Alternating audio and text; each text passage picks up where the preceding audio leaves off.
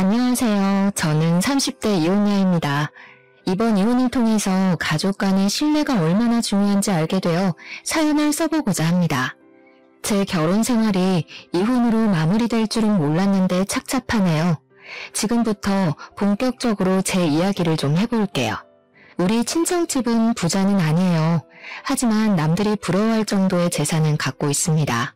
태어날 때부터 넉넉하게 살았던 건 아니었고 제가 아주 어릴 적에 운 좋게 재산 불릴 수 있는 기회가 있었다고 했어요.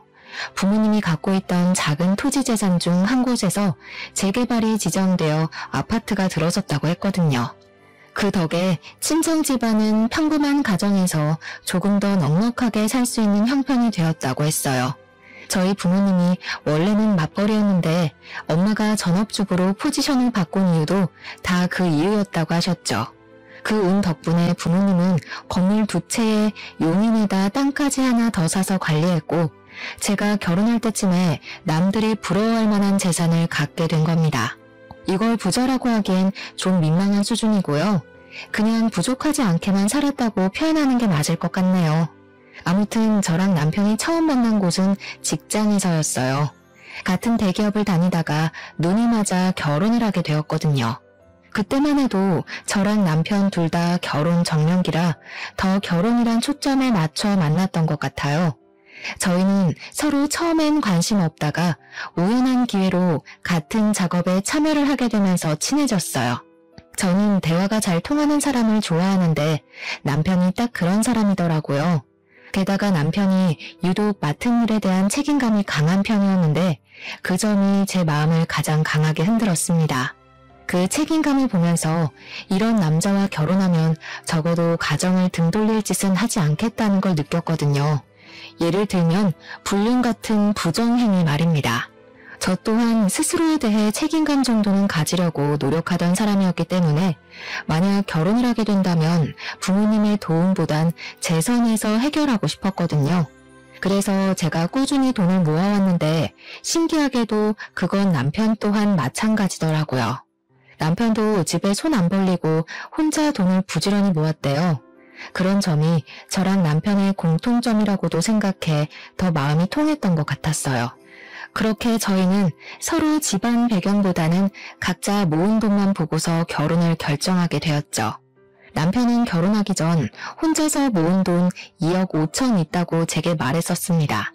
온전히 현금으로 가진 재산만 그렇다고 했고 그뿐만 아니라 이미 집도 한 채 갖고 있다고 했어요. 심지어 시부모님 집도 남편이 사준 거라고 하더군요. 너무 대단한 게 느껴졌어요.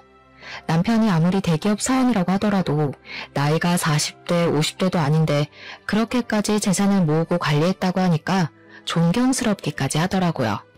그래서 저는 더 이 사람이 충분히 준비되었다고 생각했어요. 적어도 이런 남자랑 결혼하면 굶어 죽는 일은 안 생기겠구나 싶었거든요. 미래에 아기가 생긴다고 해도 이런 남편이 있다면 너무 든든할 것 같다는 생각도 들었어요. 저는 나름대로 똑똑하게 사람을 판단해보고 결혼했다고 생각했습니다. 그렇게 결혼을 진행했던 건데 혼인신고까지 한 뒤에 정말 생각지도 못한 사실을 알게 되었어요. 부부가 되면 어쩔 수 없이 돈 문제가 훨씬 더 중요해지잖아요. 그래서 좀 더 깊게 대화를 나눴던 건데 그제야 시모가 남편의 돈을 대신 관리해주고 있었다는 사실을 알게 된 겁니다. 더 황당한 건 따로 있었어요. 신혼집 명의뿐만 아니라 시댁 명의가 전부 시모 이름으로 되어 있었고 남편 통장마저 시모 손에 있어서 남편이 시모한테 돈을 받아 쓰고 있었더라고요. 제가 먼저 우리 부부끼리 돈 관리 좀 해보자고 얘기를 나누지 않았다면 한참 뒤에 알게 되었을 사실들이었습니다. 남편이 결혼하고 나서도 제게 이러한 사실을 고백하지 않았다는 건 결국 저한테 숨길 수 있으면 안 밝히겠다는 뜻 아니겠어요? 뭐? 그걸 왜 이제 얘기해? 그럼 당신 결혼 자금 없다는 거잖아. 결국 다 어머님 돈이란 거 아니야? 그건 아니지. 다 내가 벌어서 마련한 것들이고 엄마한테 쥐어주는 것도 난데. 내가 자산 관리할 줄 몰라서 엄마한테 맡긴 거야. 엄마가 나 결혼하면 전부 돌려주겠다고 했어. 내가 요즘 바빠서 잠시 깜빡하고 말 못했던 거야. 하마터면 신혼부터 대판 싸움이 날 뻔했습니다. 다행히 남편은 저랑 대화를 하고 나서 그 다음날 이 사실을 시모와 의논했고 시모는 별다른 문제 없이 남편에게 급여 통장과 적금 통장을 흔쾌히 넘겨주었습니다. 대신 시모가 신혼집 명의는 차차 바꾸기로 하자 해서 처음엔 현금만 받아왔었어요. 남편이 받아온 그 통장을 확인해보니 현금 2억가량 모았다던 그 돈이 결혼자금 쓴 것 빼면 그 정도 액수로 남아있더라고요. 그래서 제가 더 화내지 않고 그 상황을 참고 넘어가 줬어요. 그렇다고 어이없던 그 기분이 사라지는 건 아니었습니다. 저는 남편이 책임감 강한 모습을 분명 발견했기에 모든 걸 남편 혼자 해결하는 줄 알았거든요. 그런데 시모한테 꽤나 큰 부분을 의존하고 있었다는 사실을 신혼 초부터 알게 돼서 남편에 대한 제 감정이 살짝 식어버리더군요. 이런 걸 실망이라고 하는 거겠죠. 물론 그렇다고 남편에게 벌써부터 실망이란 말을 하진 않았어요. 그냥 제가 바로잡고 싶었던 것 같습니다. 제가 선택한 결혼을 후회하지 않으려고 어떻게든 남편의 실망스러운 모습을 이해하려고 했었죠. 근데 이 사실이 생각보다 길게 갔고 큰 파장을 가져오리라고는 상상도 못했어요. 시모가 돈 개념이 워낙 강한 사람이라는 것도 이 문제 때문에 알게 되었는데요. 시모는 돈에 대한 애정이 조금 남다른 것 같았습니다. 어떻게 보면 제 주변에 시모만큼 돈에 진심인 사람을 본 적이 없어서 시모의 행동이 다소 집착처럼 보이기도 했어요.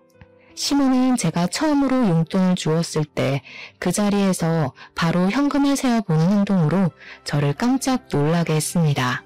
그러지 말라는 법이 없기 때문에 그저 놀란 것이 다였지만 결코 좋아 보이는 행동은 아니었어요. 그 용돈은 저랑 남편이 신혼여행 다녀오고 부부로서 잘 살아가겠다는 마음으로 준비했던 첫 용돈이었거든요. 양가 어른들께 똑같은 금액으로 드렸는데 시모만이 그 봉투를 받자마자 개봉해서 세어봤고 이내 저희에게 하는 말은 저를 더 놀라게 했었죠. 신혼여행 가서 재밌게 놀긴 했나 보구나. 돈이 얼마 안 남았나 보네. 그래도 앞으로는 이 액수보다 더 챙겨주겠지. 그럴 거라 믿을게. 저희 친정에서는 그 용돈을 받지 않으려고 했었는데 시모는 다음 용돈까지 바라고 있어서 당황스러웠습니다. 심지어 돈 버는 사람이 두 사람이니 더 넣어달라고 노골적으로 말한다는 것이 제겐 좀 많이 충격이었어요. 자기 아들한테 하는 말이면 이해하겠는데 저는 시모랑 얼굴 본 지 한 달도 채 안 된 상태였거든요. 그런 남의 자식에게 당당하게 용돈을 요구하는 시모의 태도가 무례하게 느껴질 수밖에 없었죠. 근데 또 시모는 용돈은 용돈대로 선물은 선물대로 따로 원하는 타입이기까지 했어요. 기념일 같은 걸 워낙 반드시 챙기는 사람인데 절대 말로만 축하하면 안 되고 무조건 선물을 받아야 하는 사람이었습니다.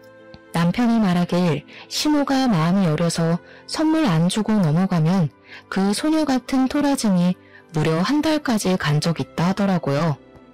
말이 좋아 소녀 같다 표현을 한 거지 나이를 그만큼 먹고 고작 선물 못 받았다고 토라지는 건 너무 징그럽지 않습니까? 시모의 그런 특징을 남편이 참고해달라는 식으로 제게 부탁했는데 그걸 듣자마자 생각하고 싶지도 않은 불길한 미래가 자꾸 상상되었어요. 왠지 시모 때문에 남편과 문제가 생길 것 같은 느낌이 들더라고요. 시모랑은 최대한 갈등을 만들지 않는 것이 좋겠다고 생각해서 저는 시모와 자주 마주하지 않기 위해 갖은 노력을 했었습니다. 어차피 저희가 분가를 하고 있었으니 제가 굳이 바빠서 시간이 안 된다면 시모를 안 볼 수 있을 거라 생각했어요. 그런데 그게 아니더라고요. 굳이 제가 얽히고 싶지 않아도 시모가 알아서 사사건건 간섭해 오는 겁니다. 저희 친정 부모님이 제가 먼저 연락하지 않는 이상 잘 연락을 주지 않으니 시댁도 그럴 거라 착각을 했어요. 시모는 우리 신혼집 명의가 자기 거라는 걸 명분으로 우리 집을 계속 방문하기 시작했습니다. 어머님, 갑자기 어쩐 일이세요? 남편이 어머님 온다는 말을 안 해서 몰랐어요. 오시는 줄 알았으면 뭐라도 준비해 놓을 걸 그랬네요. 아직은 내 집이지 않니? 내가 굳이 너한테 알리지 말라고 했어. 아들 허락만 받으면 되지 뭐하러 두 사람씩한테나 허락을 구해. 어차피 명의 넘겨주면 이럴 일도 없을 테니 불편해할 것 없다. 그냥 잘 사나 보러 온 거야. 시모는 이런 식으로 저희 집을 쳐들어오곤 하셨는데 말만 잘 사나 보러 왔다고 표현한 거지. 사실 시모는 올 때마다 집안 살림살이를 둘러보면서 잔소리를 엄청 했습니다. 그게 다 돈 얘기였어요. 우리가 집에 새로운 무언가를 들이면 얼마 주고 샀는지를 꼭 물어보더라고요. 거짓말하고 싶진 않아서 솔직하게 얘기를 해주면 주로 새 것을 산 것에 불만을 품고 잔소리하셨어요. 요즘 중고도 상품 괜찮게 내놓는데 뭐하러 새 걸 사니? 이런 걸로 돈 아끼는 것도 다 살림하는 지혜야. 앞으로 나한테 먼저 상의하고 구매해라. 그래도 저희 지금 신혼이고 또 처음 쓰는 건데 새 것 타고 싶어서요. 저희가 형편이 안 되는 것도 아닌데 굳이 중고를 살 필요는 없다고 생각했거든요. 또 이런 것들은 한 번 사면 몇 년씩 쓰는 거라 아무래도 새 걸로 시작하는 게 좋죠. 네가 경제관념이 없구나. 쓸데없는데 돈 쏟을 일 있으면 아껴서 적금이나 넣어. 요즘은 땅 파서 돈 나오는 시대 아니다. 아낄 수 있을 때까지 아껴야지. 나중에 나이 들어봐라. 어디 젊을 때처럼 돈 벌 기회가 쉽게 있는 줄 아니? 시모는 일단 자기 눈에 마음에 안 든다 싶으면 다 쓸데없는 곳에 들어가는 돈 취급을 했습니다. 자기가 쓰는 돈은 합리적이고 남이 쓰는 돈은 엄청 아까워했어요. 게다가 남한테 받는 건 또 좋아했고 자기 돈이 남에게 나가야 하는 건 굉장히 싫어했어요. 사실은 아들 집이나 저희 혼수까지도 다 자기 재산이라고 생각하는 것 같았어요. 자기가 자기 아들에게 명의를 넘겨준다고 하더라도 아들 돈이 자기 돈이라고 생각하시는 거죠. 그러니까 제가 제 스스로 뭘 사서 배치하는 게 마음에 안 드셨던 거예요. 저는 그때부터 시모가 굉장히 짠순이라고 생각했고 알뜰살뜰한 사람이 아니라 무력이 많은 사람이라는 걸 깨달았습니다. 솔직히 그 사실만으로도 제 시모복은 이미 날아갔다고 체념했어요. 하지만 딱 그까지만 했다면 저도 이혼할 만큼 불만을 품진 않았을 겁니다. 근데 시모의 욕심이 닿지 말아야 할 곳까지 닿기 시작하자 저도 모르게 걷잡을 수 없는 길을 들어서고 말았어요. 어느 날 남편이 시모한테 온 전화를 몰래 받고 있는 걸 엿들은 적 있었는데요. 그 내용이 정말 괘씸하고 화가 나더라고요. 사돈댁이 땅까지 있다면서 하나 정도는 사위 앞으로 명의해줘야 되는 거 아니니? 아직까지도 아무 말이 없었어? 네 마누라는 이런 것도 알아서 안 챙겨주고 뭐 한다니? 아직 내가 뭘 한 것도 없는데 장노름께서 덜컥 주는 것도 이상하지. 그냥 괜한 소리 하지 말고 얌전히 기다려. 사람 일은 모르는 거니까 그렇지. 그 집에 자식이 2명이나 더 있다며. 갑자기 사돈어른들 둘 다 확 죽어봐라. 네 목 없을 수도 있는 거 아니야. 그럼 이 결혼 정말 손해지 않니? 일단 기다려봐. 아직 결혼한 지 1년도 안 됐잖아. 한두 푼도 아니고 그렇게 큰 재산을 어떻게 검증도 안 된 사위한테 바로 넘겨주겠어? 듣자 하니 둘이서 친정재산 얘기를 몰래 나누고 있더라고요. 아무리 생각해도 시모 마인드가 진짜 어이없었어요. 우리 신혼집은 자기 명의로 해놓고 몇 달간 바꿔주지도 않고 있으면서 저희 개인 재산 간섭하는 걸로 모자라 이젠 친정재산까지 몰래 탐내고 있는 거잖아요. 그건 아무리 어른이라고 하더라도 도가 지나친 태도라고 생각했어요. 시모가 저를 보면서 속으로 친정 재산을 노리고 있었을 걸 생각하니 너무 거북스럽더라고요. 그 실체를 알게 되니 기분이 많이 언짢았습니다. 근데 여기서 제가 더 실망스러웠던 건 남편 태도였어요. 남편마저 시모와 별반 다를 게 없는 사람이더라고요. 시모가 하는 말도 안 되는 소리에 남편이 대답할 때마다 제 귀를 의심했습니다. 그 상황에서 남편과 시모의 차이점을 굳이 언급해보자면 시모가 남편보다 조금 더 성급했다는 거예요. 솔직히 시모만 그랬다면 100번 1000번 생각해서 그럴 만한 위인이라 생각하고 무시할 수 있었거든요. 근데 남편까지 시모와 같은 마음을 품고 있었다는 건 제게 유일한 기둥이 무너지는 기분과 같았어요. 남편이 그러는 건 못 본 척 넘길 수가 없겠더라고요. 저도 모르게 이성보단 감정이 먼저 앞서갔어요. 저는 그 자리에서 안 숨고 바로 남편한테 다가가 뭐 하냐고 물었습니다. 그러자 남편 깜짝 놀라면서 시모 전화를 끊어버리더군요. 깜짝이야. 왜 남의 전화를 엿듣고 그래? 언제부터 있었어? 처음부터 다 듣고 있었던 거야? 처음부턴 못 들었지. 어머님이 우리 부모님 중매만에 하면서 재산 챙기라고 했던 거랑 당신은 거기에 반박은커녕 어머님 달래면서 기회 엿보고 있다는 것만 들었어. 그래서 우리 부모님한테 뭘 뜯어낼 생각인데? 뭔 개소리야. 우리가 뭐가 아쉬워서 남의 재산을 탐내겠어. 당신이 잘못 들은 거야. 그냥 엄마 친척 중에 재산 문제가 있어서 그래. 그동안 이런 식으로 숨겨왔구나. 내가 똑똑히 들었는데 뭘 아는 척이야. 그럼 어머님한테 가서 직접 물어볼까? 방귀 낀 놈이 더 성낸다고 남편은 저랑 입씨름하기 피곤하단 핑계를 대면서 자리를 피해버렸습니다. 당연히 저만 남편 뒤를 졸졸 쫓아다니면서 남편한테서 사실을 독촉했어요. 그랬더니 그게 결국 불씨에 기름을 들이부었고 결혼 후 처음으로 남편과 대판 다툼을 벌였습니다. 그럼에도 불구하고 남편은 끝까지 사실을 부정하더군요.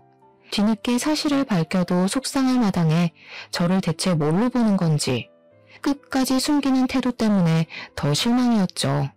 사실 제가 당장 남긴 증거가 없었으니 저도 다짜고짜 시모한테 가서 이 문제를 따질 수 없었어요. 저는 그 뒤로 시모랑 남편을 유심히 살피게 되었습니다. 근데 남편이 시모한테 언질이라도 준 건지 시모가 언제나처럼 짠순의 기질만 있을 뿐 둘이 몰래 통화하는 일은 없더라고요. 일부러 더 조심히 하는 것 같았고 시모는 일부러 더 아무렇지 않은 척 저를 갈구는데 신경 쓰기만 했어요. 제가 굳이 시모를 자극해야만 그들 속셈을 조금이라도 드러낼 수 있겠더라고요. 혹시 제가 떠보면 넘어오지 않을까 싶어서 저는 한날 작정하고 철판을 깔았습니다. 그날은 시댁에서 밥 먹는 날이었어요. 참, 어머님, 저희 신혼집 명의 언제 바꿔주실 거예요? 이렇게까지 미룰 이유가 없는데 혹시 주기 싫으신 건가요? 아니면 저랑 남편이 오래 못 살 것 같아서 재산 지키려는 거예요? 저는 대놓고 뻔뻔하게 명의 변경을 요청했습니다. 그랬더니 제가 직접 물어볼 줄은 몰랐는지 시모가 당황해하더라고요. 그게 뭐가 그렇게 중요하니? 어차피 내 명의로 돼 있어도 내가 죽고 나면 내 아들 재산인데 내 아들 명의로 바꾸나 내 명의로 두나 그게 그거지. 그리고 너희들이 이혼을 하든 말든 그것까지 내가 어떻게 관여를 해? 넌 대체 나를 어떻게 생각하고 있었던 거니? 혼자서 아주 소설을 썼나 본데? 혹시나 싶어 여쭤봤죠. 사실 저도 부모님께서 원룸 건물 하나 준다 그랬는데 그냥 부모님 명의로 두라 그랬거든요. 저랑 남편이 언제 어떻게 될지 모르니까 굳이 서두를 필요 없잖아요. 근데 어머님 말씀 듣고 보니 그렇네요. 어차피 저희 부모님 돌아가시면 다 제 재산이니 굳이 명의는 안 바꿔도 되겠어요. 안 그래요? 친정 부모님께서 원룸 건물을 주기로 했다는 말은 사실 거짓말입니다. 시모가 워낙 친정 재산에 눈독 들이고 있는 걸 알아서 제가 한번 떠본 거였어요. 그냥 그렇게 지원해서 한번 말해봤는데 생각보다 시모 반응이 현실적이더라고요. 제 말에 당황하고 기분 나쁜 티를 팍팍 내는 거 있죠. 그 상황에서 남편은 밥만 퍼먹고 있었고 시모는 저를 보고 기막혀하는 얼굴로 노려보기만 했습니다. 저한테 따지고 싶은 게 많아 보이는 얼굴이었어요. 하지만 정작 자기가 뱉은 말이 있으니 저의 단호한 결정에 따로 반박은 못하더군요. 공짜 건물을 놓쳐서 기분이 많이 상한 것 같았습니다. 솔직히 그 얼굴을 보고 싶었던지라 아주 쌤통이라 생각했네요. 그날 이후로 시모랑 남편이 어떤 대화를 따로 나눴는지는 모릅니다. 대신 저희 집을 자주 찾아오던 시모의 발걸음이 뚝 끊긴 건 느꼈어요. 남편도 제 눈치를 보면서 잘해주기 시작했고 제 입에서 다시 건물 얘기가 나오길 기다리는 것 같았죠. 그렇게 좀 잠잠한 시간을 보내면서 서로 감정 상했던 사태가 수습이 되는가 했어요. 그런데 어느 날 예상치 못한 소식을 접하게 되었습니다. 제가 시댁의 코를 납작하게 눌러준 지 얼마 되지 않아서 우리 아빠가 하던 사업이 크게 망해버린 거예요. 그 탓에 친정이 갖고 있던 재산은 거의 몰수됐고 아빠는 약간의 빚만 져서 겨우 상황을 무마시켰습니다. 어린 시절부터 쭉 저희 아빠 회사는 강건했는데 생각도 못했던 아빠 회사의 부도는 저에게도 큰 충격이었어요. 그 바람에 친정 부모님은 결국 작은 원룸방으로 이사를 가게 되었고 친정아빠는 순식간에 신용불량자가 돼서 아무것도 할 수가 없는 상황이었습니다. 제가 모으고 있던 돈으로 친정 부모님께 집이랑 식비 등을 해결할 수 있는 여윳돈을 보내줘서 최악의 처지까진 면할 수 있었어요. 그래도 저랑 엄마는 아빠가 여기서 무너지지 않는 것을 더 중요하게 여겨서 따로 내조를 많이 하였습니다. 아빠는 가족들을 보면서 책임감을 절대 놓지 않았고 좌절할 여유도 갖지 않고서 바로 재기 준비를 하셨어요. 그런데 아빠가 신용불량자라서 사업을 새로 시작하더라도 명의를 아빠 걸로 하기 어렵더라고요. 그래서 제가 흔쾌히 빌려줬습니다. 사업장 등록이랑 사업장 임대 등을 전부 제 명의로 시작하게 된 것이죠.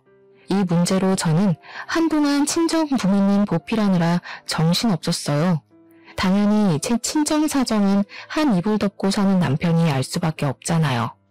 처음에는 저희 친정 부모님 걱정을 하더니 제가 돈을 못 모으고 친정에다 돈을 쓰고 있으니까 남편이 슬슬 한두 마디씩 얹더라고요.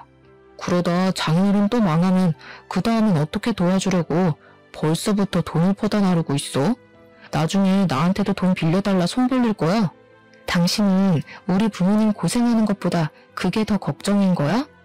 우리 부모님한테 괜찮냐고 전화 한 통이나 해주고 말으래. 그리고 걱정 마. 주머니 사정 어려운 놈한테 손 벌릴 생각 없으니까. 남편은 원래 받고 싶던 재산을 못 받게 됐다는 생각 때문인지 저를 대하는 태도가 점점 변해갔습니다. 갈수록 예민해져선 일부러 시비를 걸더라고요. 술 먹고 집에 들어오는 날엔 마누라 때문에 자기 인생 망했다느니 처가에서 자기 등에 빨대 꽂으려고 한다느니 우리 친정 때문에 자기가 곧 거지 되게 생겼다고 그렇게 신세한탄을 했어요. 재수없었습니다. 저희 집에 재산이 넉넉할 땐 어떻게든 하나 얻어내보겠다고 눈치 보고 아부떨더니 떼먹을 재산 사라지니까 그냥 저를 떼어놓고 싶나 보더라고요. 그렇잖아도 스트레스 받는데 누가 부모 자식 사이 아니랄까봐 이런 진상짓을 남편뿐만 아니라 시모까지 똑같이 저질렀어요. 우리 집 망하고 나서 시모가 처음 저를 찾아왔을 때 저 바로 쫓겨날 뻔했습니다. 대체 이게 무슨 혹 때려다 혹 붙인 격이야? 그놈의 명의 하나 얻겠다고 내가 별꼴을 다 겪는다. 아니 바깥 사돈은 일처리를 어떻게 하셨길래 부도를 내? 예, 나는 빚쟁이 사돈 안고 갈 생각 추호도 없으니까 당장 이혼해라. 이러다 앞길 창창한 내 아들 인생까지 망하겠어. 네? 저희 아빠가 남편한테 피해준 것도 없는데 무슨 발목을 잡았다고 그래요. 그리고 저희 아빠 다시 재기하실 거거든요. 지금도 새 사업 준비 중이라고요. 말 잘도 지어낸다. 너 네 아빠 망할 줄 알고 신혼집 명의 달라고 한 거지? 신용불량자가 무슨 사업을 제기해? 내가 집에만 있다고 그런 것도 모를 줄 아니? 집에만 있으셔서 모르시는 것 맞네요. 명의는 빌릴 수도 있는 거 모르세요? 제가 아빠한테 명의 빌려줘서 시작할 수 있었어요. 저희 아빠 책임감 강한 분이라 분명 재기 성공할 거라고요. 이혼을 안 하려고 발악한 게 아니라 저는 단지 시모가 먼저 저한테 이혼을 주장하고 있는 것이 마음에 안 들었어요. 이혼을 통보해도 제가 먼저 하고 싶었습니다. 저는 잘못한 게 없는데 이혼까지 강요받으니까 화가 나더라고요. 그래서 저희 친정아빠가 부도 한 번으로 무너질 만큼 멘탈 약한 분도 아니고 사업가에 소질 있는 사람이란 걸 더 어필했어요. 고작 전업주부인 시모가 우리 아빠를 무시하는 것도 싫었거든요. 그런데 시모는 제 반박 때문에 더 이혼을 강력히 주장했습니다. 뭐? 명의를 빌려줘? 그런 중요한 사안을 왜 마음대로 정하니? 그러다가 그 사업까지 망하면 그 빚 네가 다 떠안는 거 아니야.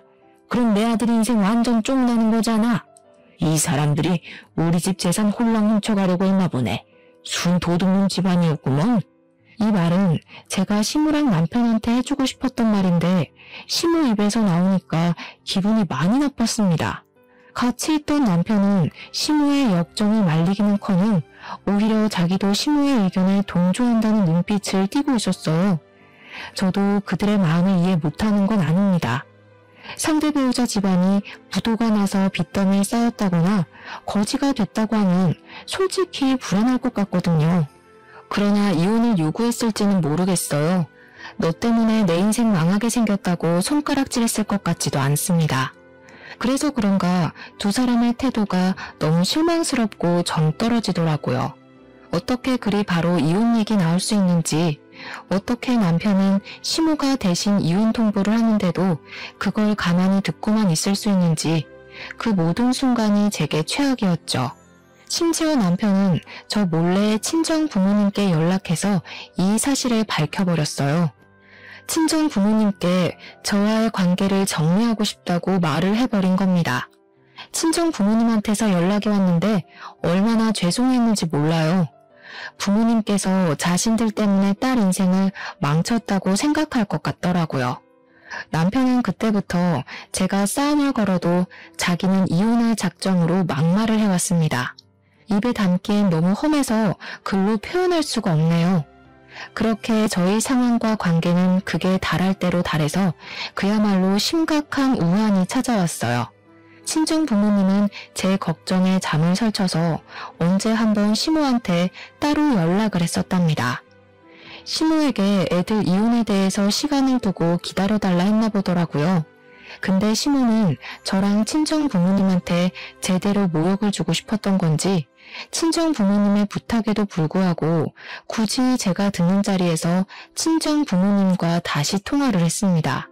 아무리 생각해봐도 우리가 너무 손해라서 왜 그래야 되는지 모르겠는데요. 그냥 막연히 기다려달라는 건 우리 보고 지금 눈 뜨고 코 베이라는 거잖아요. 나중에 자금 사정 어려워지면 우리 아들한테 돈 달라고 부탁할 거 아닌가요? 우리가 호구로 보이세요? 그럴 리가요. 그런 뜻 아니에요. 제가 이번에 준비하고 있는 사업 무조건 성공시킬 거라 이렇게 부탁드리는 겁니다. 제가 저한테 확신이 없으면 감히 이런 부탁 못하죠.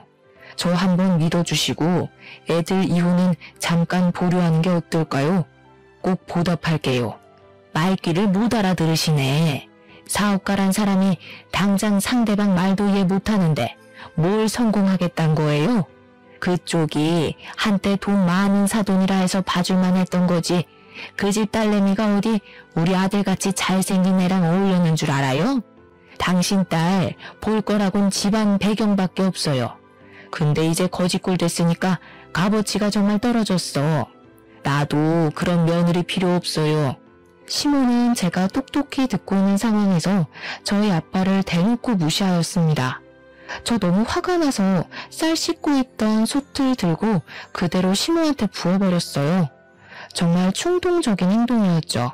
물과 쌀알로 범벅된 시모가 놀라서 저를 쳐다봤는데 부모님 모욕하는 시모가 너무 사람 같지 않아서 저도 모르게 어른한테 해선 안 될 말을 해버렸어요.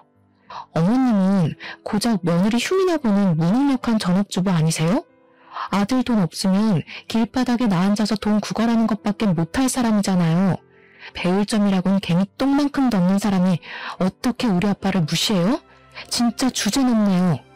그때 시모가 들고 있는 폰을 보니 전화가 끊어지지 않았더라고요. 아마 저희 아빠가 들었을지도 모르죠. 저는 속상해서 그대로 집을 나와버렸어요. 일을 이렇게까지 벌렸는데도 제가 차마 이혼을 두려워했던 건 사실 이유가 있었습니다. 그맘때쯤 임신이 되었기 때문이에요. 아이에게 한부모 가정을 만들어주고 싶지 않아서 최대한 힘써보고 일을 악물었던 겁니다. 제 감정은 이미 이혼을 하자고 마음먹었는데 새 생명이 생겨버렸다 보니까 머리가 작고 정말 이혼만이 답인 건지 고민하게 하더라고요. 저는 임신을 했다는 것도 산부인과 다녀와서 일주일 뒤쯤에 남편에게 밝혔습니다.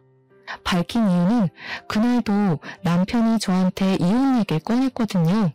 자기 엄마를 함부로 대하는 아내는 데리고 살기 싫다면서 말이죠. 그래서 임신 사실을 알렸더니 남편은 별로 놀라지도 않았습니다. 얼마나 됐냐고 묻다가 얼마 안 된 걸 알고는 바로 해결답을 내려줬어요. 지우면 되지 뭐가 문제야. 돈 때문에 그래? 수술하면 몸 힘들다니까. 지우는데 돈은 내가 내줄게. 대신 그거 끝나면 이혼하는 거다. 자기 자식이 생겼다는데도 아빠란 사람이 아이에게 하는 첫마디가 고작 저런 식이라니. 그 바람에 제가 결국 이혼을 결정하게 된 거였어요. 결혼 전만 해도 남편이 책임감 있다고 생각해서 믿고 따랐던 건데 막상 같이 살아보니 저와의 가정이 아닌 시모와의 가정에만 책임감을 갖고 있는 남편이란 걸 알았어요. 그걸 깨달았을 때 너무 허무했고 제 실수로 인해서 엄한 새 생명이 같이 상처받게 생겼다는 게 미안했습니다. 그래서 시모랑 남편을 용서할 수가 없었어요. 절대 그들이 행복하게 살도록 내버려 두기 싫었습니다.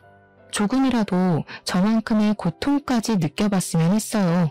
저는 그들에게 이혼을 받아들이겠다고 얘기를 했어요. 대신 아이는 안 지우겠다고 했습니다. 그랬더니 이젠 양육권 문제 때문에 애 지우라고 겁박을 하더군요.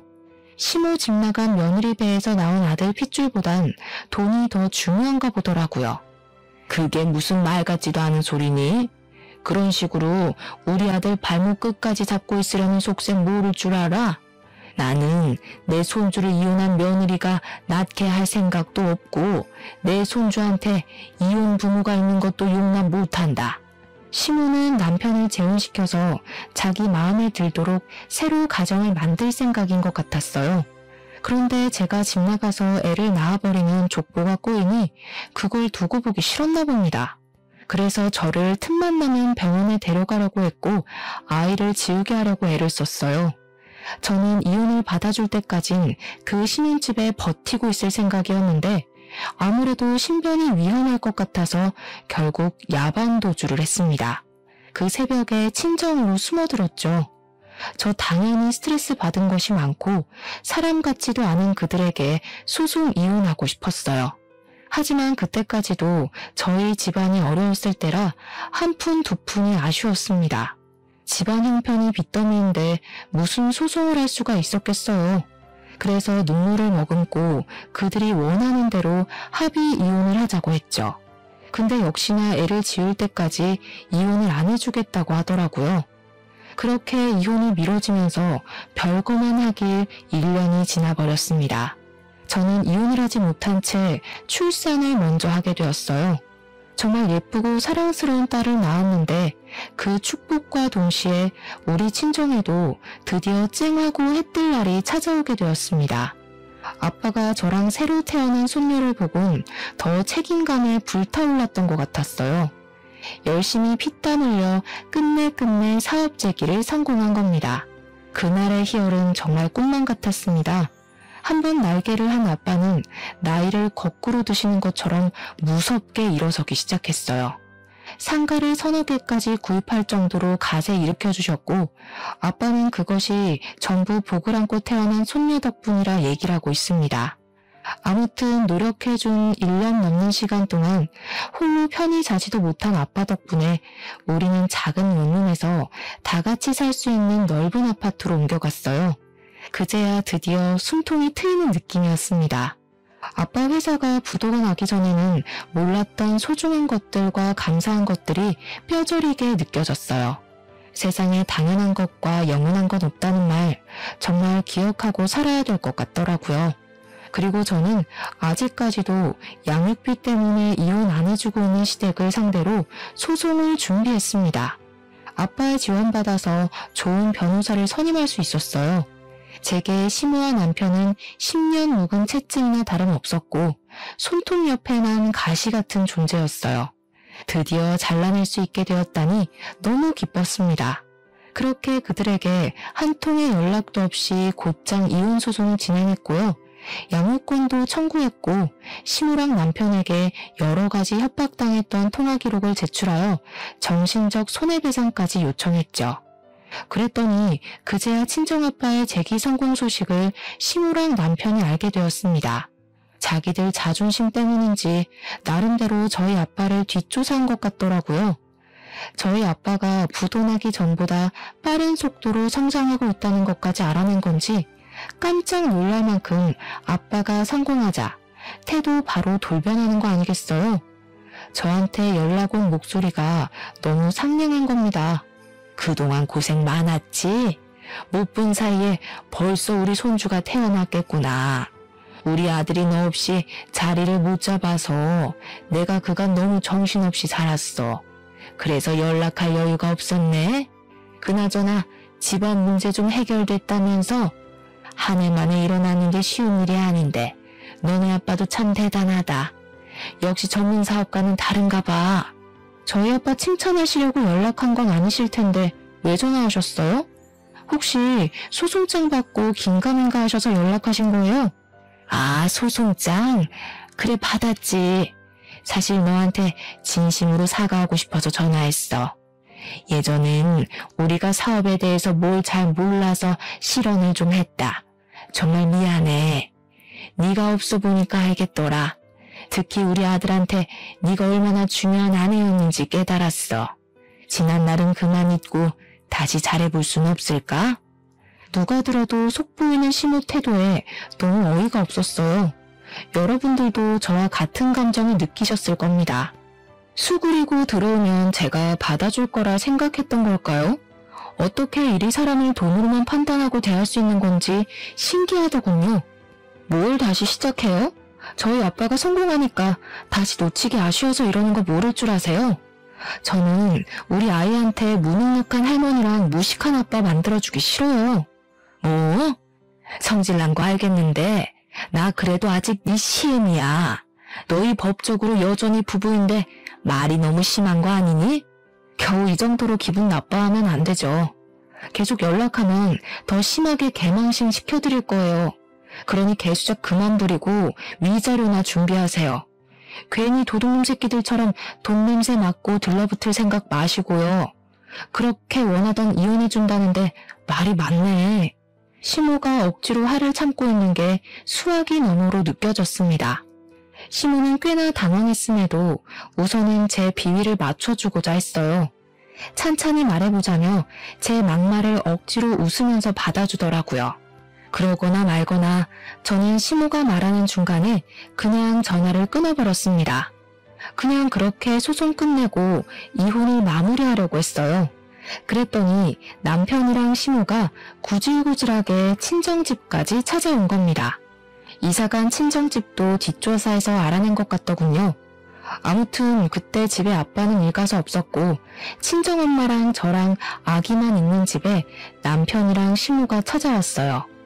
제가 그냥 무시하자고 했지만 엄마가 뭐라고 사정할지 들어보고 싶다 해서 그들은 안으로 들였습니다. 오래간만에 보는 두 사람의 몰골은 오랜만에도 짜증이 나더군요. 그들은 울상으로 들어오더니 저랑 엄마 앞으로 냅다 무릎을 꿇었어요. 솔직히 그들이 잘못했다고 싹싹 빌 줄 알았습니다. 그런데 예상치 못하게 뻔뻔스러운 말을 하기 시작했어요. 장인어른 사업장 당신 명의 빌려준 거라고 했지? 이거 재산분할 소송하면 당신도 손해볼 수도 있어. 그래도 괜찮아? 억울하지 않겠어? 장인어른이 힘들게 일으킨 사업인데 괜히 문제 생겨봤자 좋을 거 없잖아. 그러니까 어차피 이혼 안 한 거 그냥 소송 취하하자. 자기네들이 나름 찬스라고 생각해서 떠올린 최후의 수단이었던 거지 웬 멍청이 같은 말로 협박을 하는 겁니다. 차라리 밑도 끝도 없이 고개 쳐박고 빌기만 했다면 제가 이혼 소송을 그렇게까지 용쓰진 않았을 거예요. 그런데 주제도 모르고 끝까지 제 약점을 찾아서 자기들이 승기를 잡으려고 하다니. 하는 짓들이 여전히 괘씸해서 오랜만에 제 감정이 다시 불타올랐습니다. 제가 사실 남편이 언급했던 명의 부분이 이혼할 때 좀 걸리지 않을까 싶어서 미리 변호사에게 알아봤어요. 그러자 변호사가 하는 말이 실질적 소유자가 중요한 거라서 명의가 내 거라도 소유자가 아빠면 저랑은 관계없는 재산이라고 하더라고요. 그러니 즉 제가 재산 분할 소송을 당하더라도 아빠가 가진 사업장은 재산 분할 대상에 포함되지 않는다는 답을 들었습니다. 아마 변호사에게 미리 물어보지 않았더라면 저렇게 협박하는 남편으로부터 당황해서 제대로 대처를 못했을 거예요. 그럼 시무랑 남편 둘이서 또 한 건 잡았다고 좋아했겠죠. 그래, 우리 아빠가 고생해서 키운 사업이지. 나 엿먹이고 싶은 것 같으니까 얼마든지 재산 분할 소송해봐. 그렇게 위자료랑 양육비 날리고 소송비도 날리고 변호사비도 날려서 제발 개털됐으면 좋겠다. 장인어른이 어떻게 돼도 상관없다는 거야? 어떻게 딸이라는 사람이 그럴 수가 있어? 그럼 너 때문에 장인어른은 또 사업 기반 흔들리는 거라고. 지금 나랑 엄마한테 화났다고 감정적으로 행동하지 말고 제발 미래를 생각해. 네가 언제부터 우리 아빠를 걱정했다고? 우리 아빠가 이혼 말릴 때 너랑 네 엄마가 우리 아빠한테 막말했던 거 잊었니? 지금 아빠가 일하러 가서 그렇지 이 자리에 있었으면 너 뺨 한 대 벌써 맞았어. 남편만으론 안 될 것 같으니까 이제 시모가 나서기 시작했는데 시모는 아기를 안고 있는 우리 엄마에게 사정을 했어요. 사부인, 제가 못나서 그랬던 거지 제 아들은 제가 시키는 대로 했을 뿐이에요. 아무런 잘못이 없어요. 앞으로는 제가 애들한테 간섭 일절 안 할 테니까 제발 이혼 좀 말려줘요. 참 할 말이 없네요. 어떻게 눈앞에 자기 새끼가 있고 손녀가 있는데도 오로지 손익 걱정뿐일 수가 있어요. 진짜 사람한테 값어치가 있긴 있나 봐요. 사부인 아들내미는 이제 이혼남 돼서 더 똥값 된 것 같은데 재혼이 가능하겠어요? 이럴 시간에 시집 못 가고 있는 아줌마들이나 알아보던가요. 엄마는 시모랑 남편을 향해 아기 위생이 안 좋다고 그만 나가라며 쫓아버렸습니다. 남편이 계속 매달리려고 해서 신발장에 둔 소금 단지를 열어 소금을 뿌리기도 했어요. 그게 남편과 시모랑 마주하는 마지막 만남이었습니다. 그 뒤로 저는 육아휴직 끝나기 전에 남편과 같은 직장 다니기 싫어서 이직하려고 했어요. 그런데 참 고마운 소식이 들려오더라고요. 남편이 진짜 우리 엄마 말대로 돈 많은 아줌마 하나 물려고 했는지 사내에서 직급 높은 노처녀들한테 찍적대다가 이미지 나빠져서 해고됐다고 하는 겁니다. 처음엔 좀 놀랐어요. 그러고는 바로 웃음이 터졌죠. 안 그래도 돈 나갈 구멍이 많은 집안인데 그나마 돈줄이던 남편의 번듯한 직장이 사라졌으니 이제야말로 제대로 똥출 타겠다 싶더라고요. 그러게 진작에 서로 믿어주고 기다려줬다면 상황이 이 지경까진 안 됐을 거잖아요.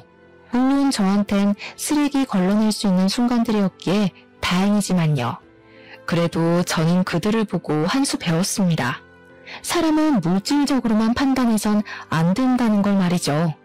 사람의 감정과 신뢰를 가장 쉽게 망가뜨릴 수 있는 것이 돈이라고 생각해요. 물론 돈이 살아가는데 중요한 필수 조건은 맞아요.